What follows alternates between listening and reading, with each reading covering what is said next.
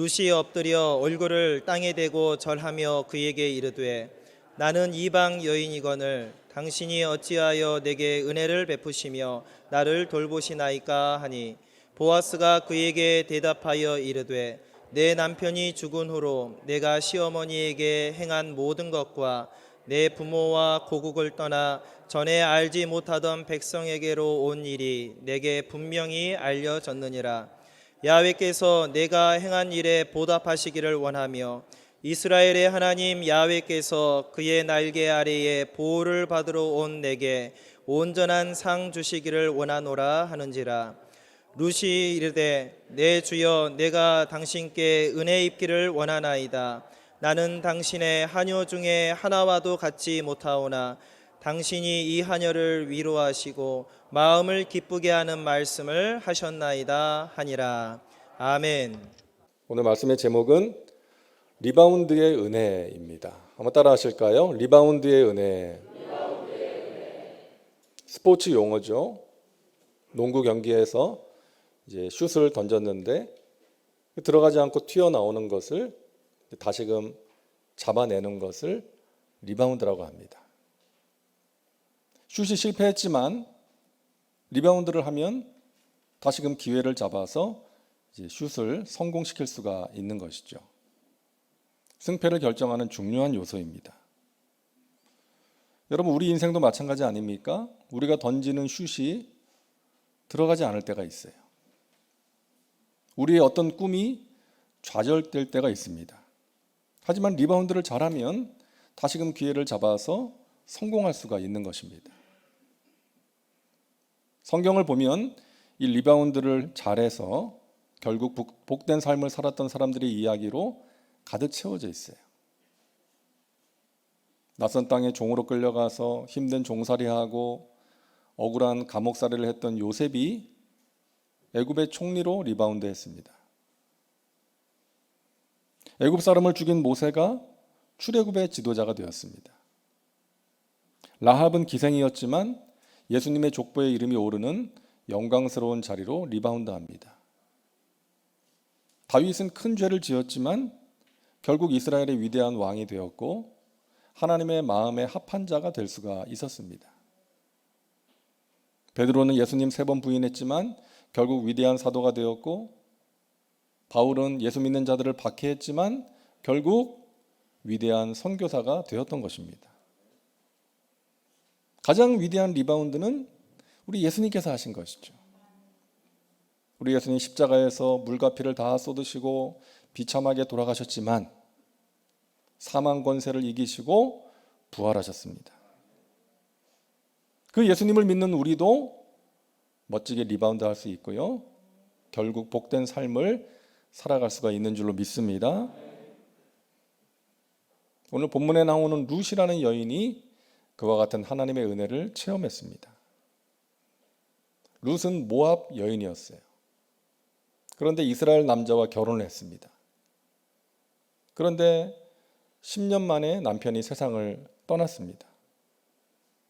20살에 결혼을 했다면 30살에 과부가 된 것입니다. 그래서 시어머니 나오미와 함께 이제 생계를 걱정하며 살아야 되는 처지가 되었습니다.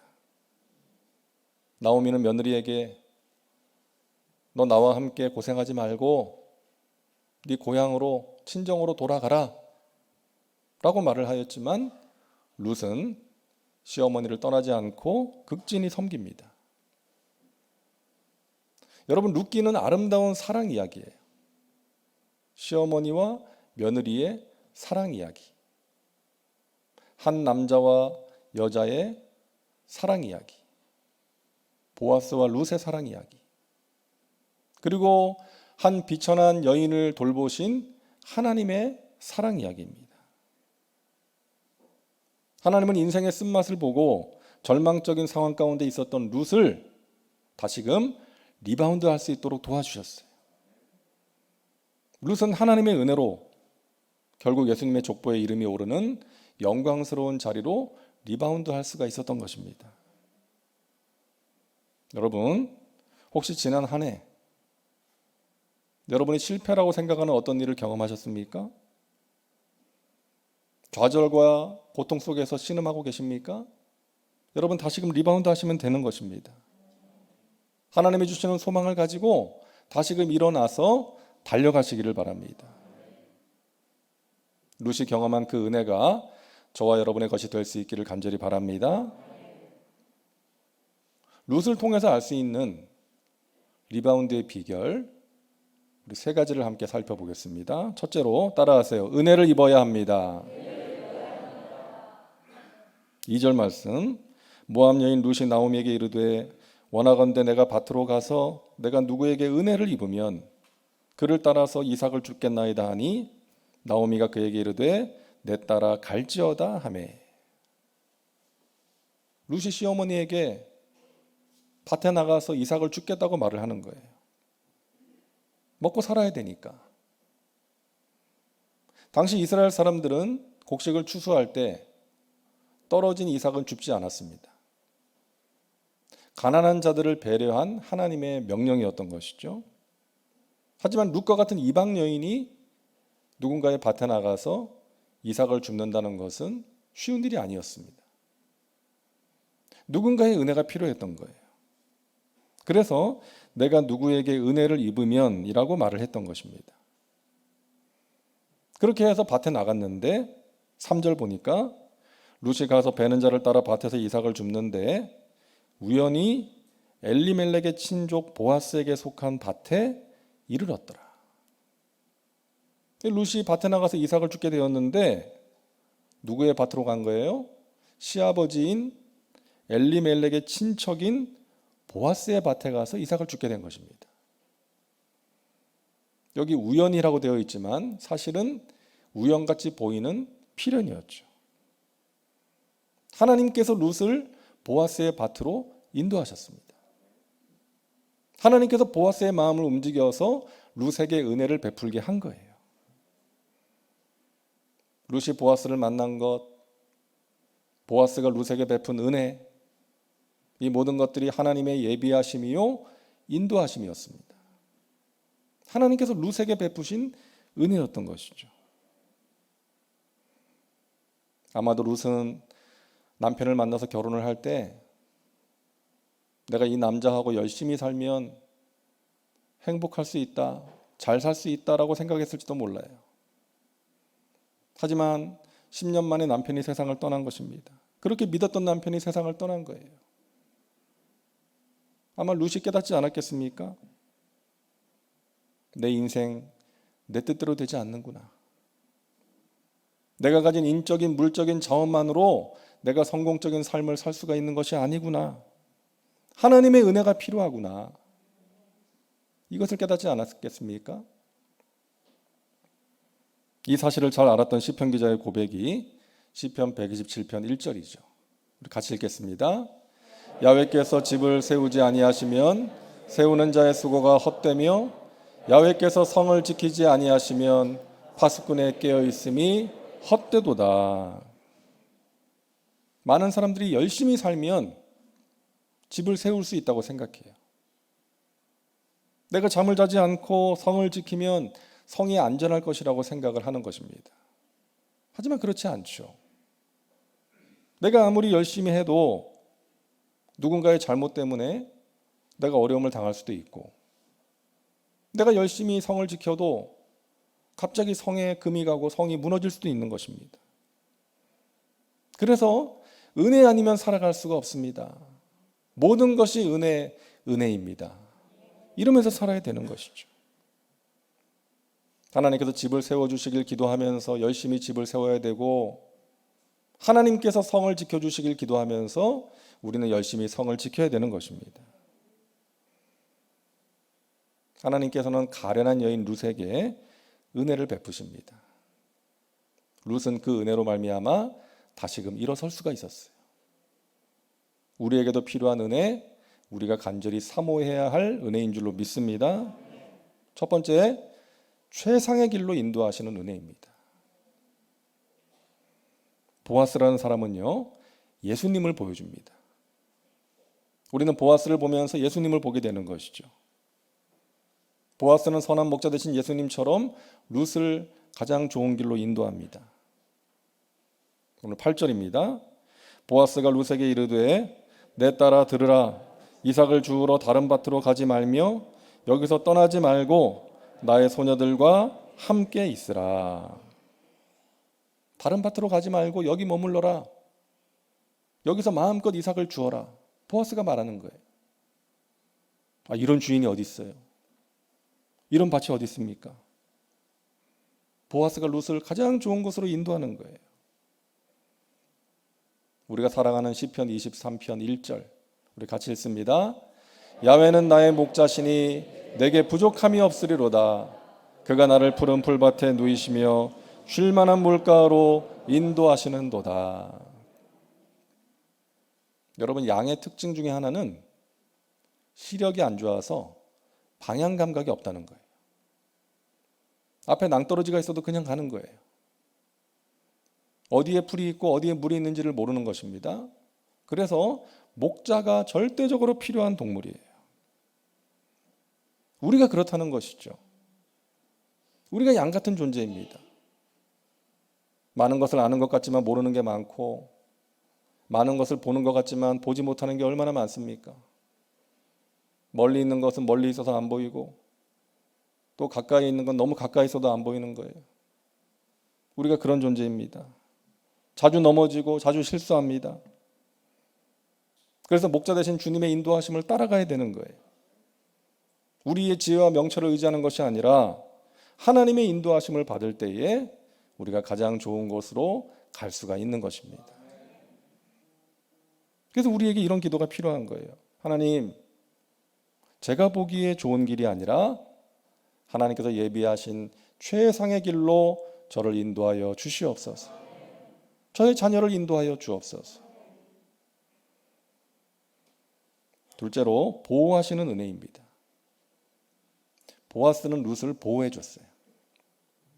그 거친 일터에서 이 여인이 일을 하다 보면 안 좋은 일을 당할 수 있다는 것을 알았기 때문에 일하는 자들에게, 종들에게 룻을 건드리지 말라고 명령을 합니다. 9절 말씀이죠. 그들이 베는 밭을 보고 그들을 따르라. 내가 그 소년들에게 명령하여 너를 건드리지 말라 하였느니라. 목이 마르거든 그릇에 가서 소년들이 길어온 것을 마실지니라 하는지라. 사실 이 룻은 무방비 상태입니다. 연약한 여인입니다. 남편도 없습니다. 가진 것도 없습니다. 그런 여인을 보아스가 보호해 주는 거예요. 하나님께서 우리의 보호자가 되시는 줄로 믿습니다. 하나님께서 우리를 지켜주세요. 우리가 사망의 음침한 골짜기를 다닐지라도 우리와 함께 하시며 우리를 지켜주시기에 우리는 해를 두려워하지 않을 수가 있는 것입니다. 우리에게 가장 안전한 곳은 십자가 그늘 밑이에요. 십자가 그늘 밑. 십자가에서 우리 인간의 절대 절망의 문제인 죄와 죽음이 해결되었기 때문입니다. 세상에서는 너희가 환난을 당하나 담대하라. 내가 세상을 이기었노라. 우리는 이 세상을 살아가면서 환난을 만날 수 있어요. 원치 않는 고난을 만날 수 있지만 십자가에서 승리하신 예수님 안에 거하면 우리에게는 승리가 보장되어 있는 것입니다. 마귀가 우리를 건드릴 수 없어요. 우리를 이길 수 없어요. 죽음이 우리를 무너뜨릴 수가 없는 것입니다. 우리 주님의 품 안에 있는 주님의 백성들이기 때문입니다. 셋째로, 위로하시는 은혜입니다. 하나님은 보아스를 통해서 룻을 위로하세요. 룻은 그동안 정말 힘들게 살았습니다. 소망이 없어 보이는 인생을 고통 속에서 살았어요. 그런 룻을 보아스가 위로해 주는 것입니다. 12절 말씀이죠. 우리 같이 읽겠습니다.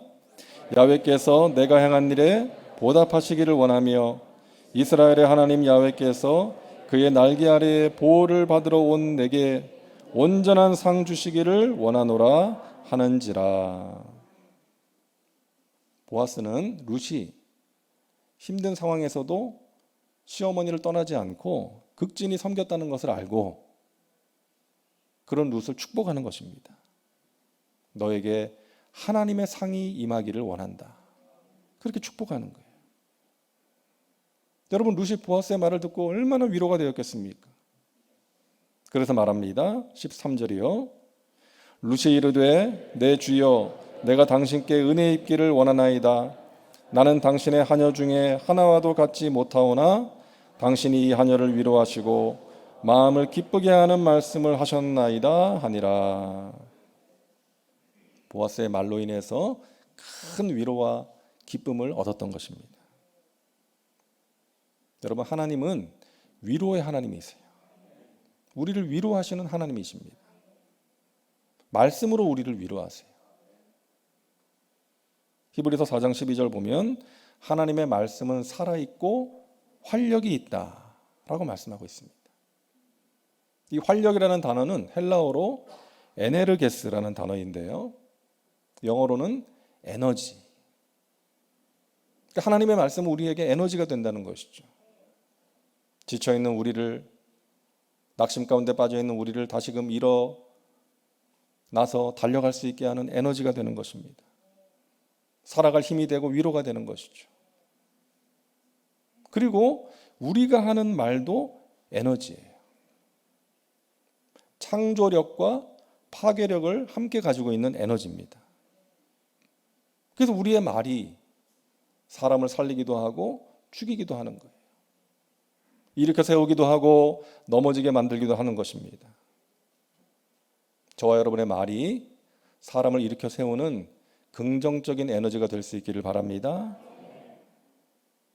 그래서 루시 보아스의 말을 통해서 위로와 기쁨을 얻었던 것처럼 우리의 말이 누군가에게 아픔과 상처가 되고 힘들게 하는 것이 아니라 위로를 주고 기쁨을 주는 그런 말이 될 수 있기를 바랍니다. 그리고 넷째로 아름다운 교제를 나누는 은혜입니다. 2장 14절 식사할 때에 보아스가 룻에게 이르되 이리로 와서 떡을 먹으며 내 떡 조각을 초에 찍으라 하므로 룻이 곡식 빼는 자 곁에 앉으니 그가 볶은 곡식을 주매 룻이 배불리 먹고 남았더라. 보아스는 룻에게 함께 식사를 하자고 하면서 먹을 것을 건네줍니다. 주인이 먹는 음식이니까 좋은 음식이었겠죠. 좋은 음식보다 더 중요한 것은 누구와 함께 먹느냐죠. 여러분, 산의 진미를 할지라도 누구랑 먹느냐가 중요한 거 아닙니까? 근데 룻은 자신을 이해해주고 축복해주고 위로해주는 보아스와 함께 식사를 하면서 그 교제를 통해서 큰 힘과 위로를 얻을 수가 있었습니다. 보아스가 누구입니까, 여러분? 예수님의 모형이에요. 우리는 보아스를 보면서 예수님을 보게 됩니다. 예수님께서는 우리를 위로해 주세요. 우리와 교제하기를 원하세요. 우리가 하나님을 믿으면, 예수님을 믿으면 죄사함을 받고 영생을 얻습니다. 하나님의 자녀가 되죠. 뿐만 아니라 예수님과 교제할 수 있는 특권이 우리에게 주어지는 거예요. 여러분은 우리가 구원받아서 하나님의 자녀가 되었다는 것과 우리가 하나님과 친밀한 교제를 나누며 살아간다는 것은 다른 문제입니다. 부모와 같은 집에 한 집에 살고 있지만 부모와 사이가 별로 안 좋은 자녀 있잖아요. 부모와 대화가 단절된 자녀 있지 않습니까?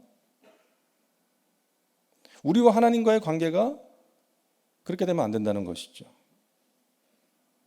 우리가 구원받아서 하나님의 자녀가 되었지만 하나님과 별로 사이가 안 좋은 자녀일 수도 있어요. 하나님 아버지와 대화가 단절된 자녀일 수도 있다는 것이죠. 그래서는 안 된다는 것입니다. 우리가 건강한 신앙생활을 하고 우리의 삶 가운데 함께 하시는 하나님을 체험하고 하나님이 베풀어 주시는 그 신령한 복과 은혜를 누리며 살아가기 위해서는 하나님과 함께하는 이 교제의 시간이 필요한 줄로 믿습니다. 꼭 필요한 거예요. 매일 시간을 정해서 말씀과 기도로 하나님과 교제하는 경건의 시간을 가져야 되는 거예요. 그 거룩한 습관을 가지고 살아가면 시냇가에 심기운 나무가 물과 영양분을 끌어올려서 무럭무럭 자라고 아름다운 열매를 맺는 것처럼 우리도 열매 맺는 삶, 승리의 삶을 살아갈 수가 있는 것입니다. 여러분, 하나님과 친밀하게 지내시기를 바랍니다. 사이좋게 지내세요. 하나님, 제가 하나님을 사랑합니다. 하나님과 동행하기를 원합니다. 나와 교제하기를 원하시는 하나님과 저도 마음을 나누고 교제하며 살겠습니다. 룻은 이와 같은 은혜로 말미암아 인생의 리바운드를 경험할 수가 있었습니다. 여러분, 이 은혜가 우리에게 얼마나 소중합니까? 하나님께서는 우리를 최상의 길로 인도하십니다. 우리를 보호하시고 위로하십니다. 우리에게 귀한 열매를 맺게 하시는 거예요. 우리에게 이와 같은 은혜가 필요합니다. 하나님의 은혜가 임하면 우리 인생이 달라질 수 있다는 것 여러분 믿으시기를 바랍니다. 그 은혜를 사모하시기를 바랍니다. 주님, 제가 은혜 아니면 살 수 없습니다. 주님의 은혜 가운데 거하게 하여 주시옵소서. 둘째로, 리바운드의 은혜를 체험하기 위해서는 따라합니다. 최선을 다해야 합니다. 여러분, 성공은 우리의 노력만으로 되는 것이 아니죠. 하나님의 은혜가 필요합니다. 하지만 노력이 필요 없는 것은 아니죠.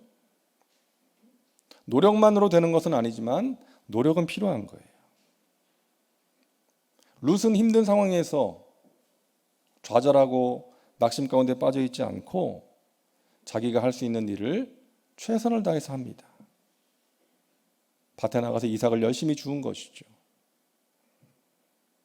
2장 7절입니다. 우리 같이 읽겠습니다.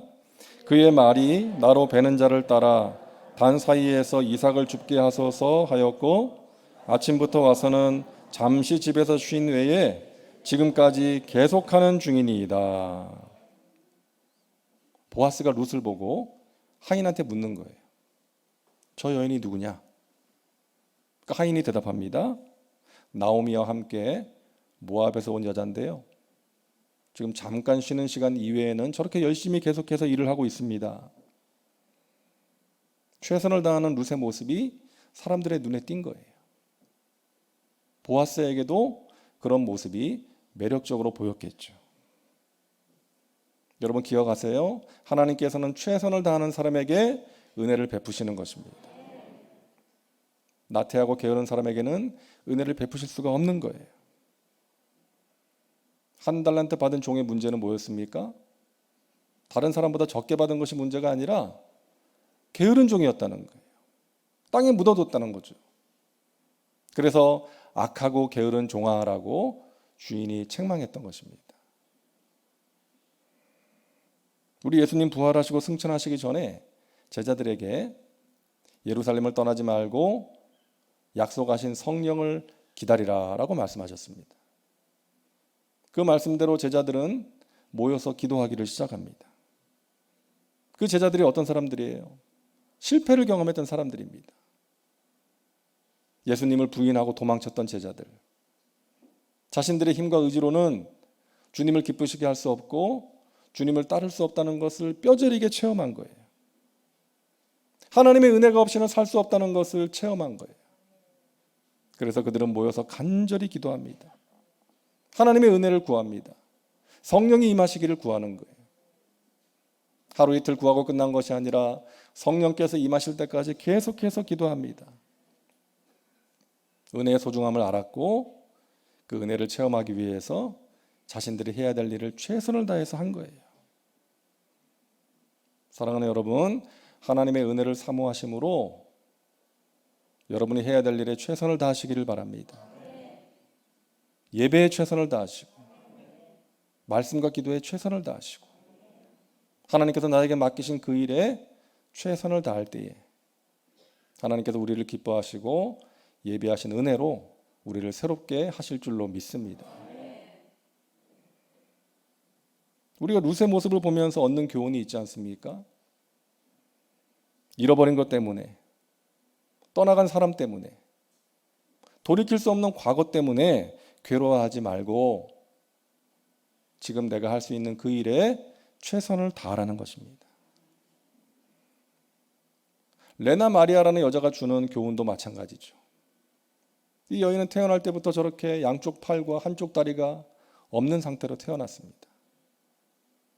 이 여인이 자신에게 없는 것을 바라보았다면 아마 살지 못했을 거예요. 하지만 그녀는 인생의 좌절을 극복하고 믿음으로 극복하고 자신에게 있는 한쪽 다리로 한쪽 발을 가지고 못하는 게 없어요. 피아노도 치고 요리도 하고 또 그림도 그리고 운전도 하고 수영까지 합니다.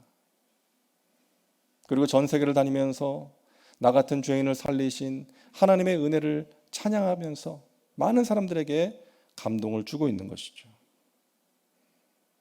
사랑하는 여러분, 여러분에게 없는 것, 부족한 것 바라보면서 낙심하지 마시고 힘들고 어려운 환경에 주목하면서 좌절하지 마시고 여러분과 함께 하신 하나님을 믿음으로 붙들고 하나님이 나에게 주신 그것에 감사하며 여러분의 삶 가운데서 최선을 다하며 살아가시기를 주님의 이름으로 축원합니다.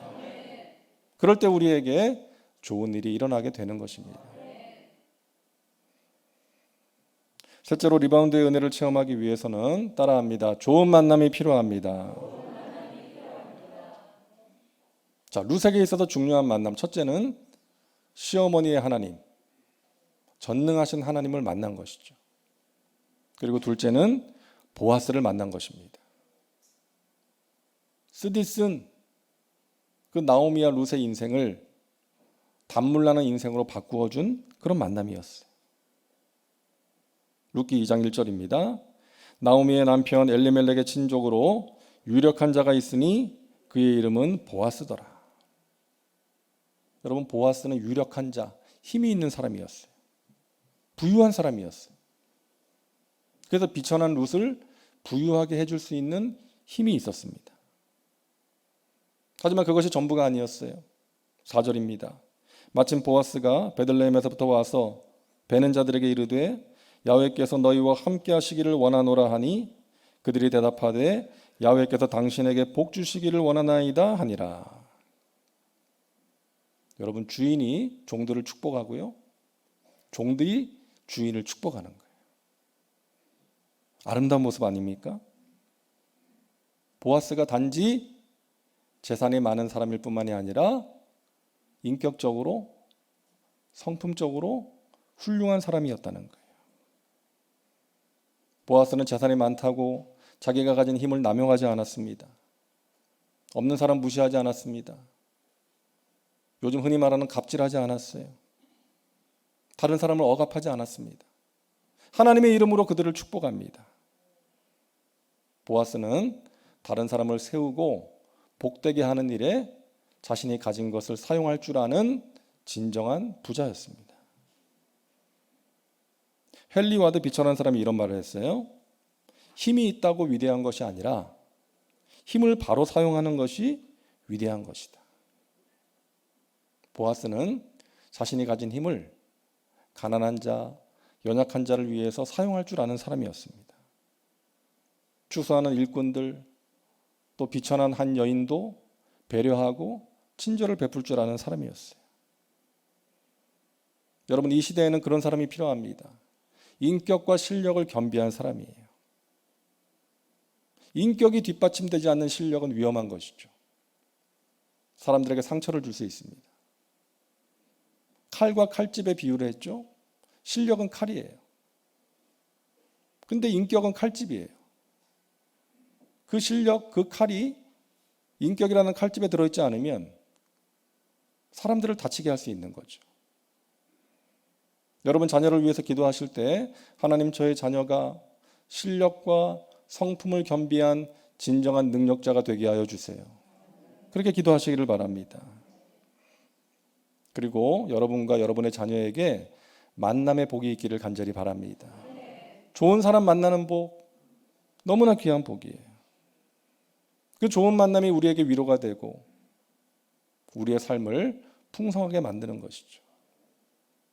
그리고 여러분이 좋은 사람 되셔서 여러분을 만나는 누군가가 여러분과의 만남을 좋은 만남이라고 생각할 수 있기를 바랍니다.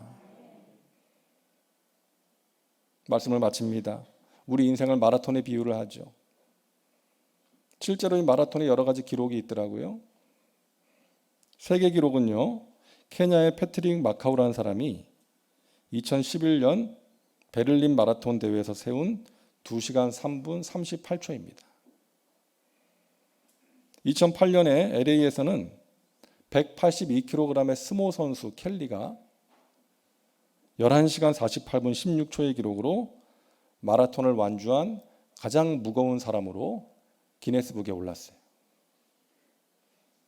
근데 여러분, 밥 웨런드라는 사람이 있는데 이 사람은 57살 때에 마라톤을 뛰었는데 7일 동안 뛰었어요. 7일 5시간 45분에 걸쳐서 완주했습니다. 이 사람은 월남전 때 동료를 구하다가 폭탄을 맞아서 두 다리를 절단한 사람이었어요. 두 다리 대신에 두 팔로 마라톤을 완주한 거예요. 7일이 넘게 달린 것입니다. 누구도 이 사람을 실패자라고 말하지 않죠. 이 사람의 모습을 보면서 감동을 받고 박수를 보내는 것이죠. 마라톤을 마치고 나서 내가 이렇게 완주할 수 있었던 것은 하나님의 도우심으로 가능했습니다라고 이야기를 했습니다. 사랑하는 여러분, 하나님께서 우리와 함께 하심을 믿으시기를 바랍니다.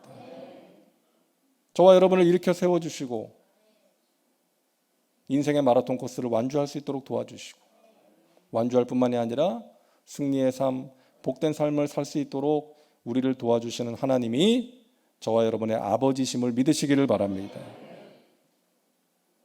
슛이 실패했다 할지라도 여러분 포기하지 마시고 다시금 리바운드 하셔서 하나님의 은혜로 슛을 성공시키시고 마침내 승리하시기를 주님의 이름으로 축원합니다. 기도합니다. 좋으신 하나님, 우리를 하나님의 자녀 삼아 주시고 하나님의 품 안에 거하게 하시니 감사합니다. 인생의 어려움 속에서 낙심이 될 때 우리를 굳세게 하시고 도와주시고 붙들어 주시니 감사합니다. 하나님 귀한 은혜를 베푸셔서 인생의 리바운드를 경험하게 하시고 마침내 하나님이 주시는 승리의 삶, 복된 삶, 성공의 삶을 살아가는 믿음의 백성들 되게 하여 주옵소서. 예수님의 이름으로 기도하옵나이다. 아멘.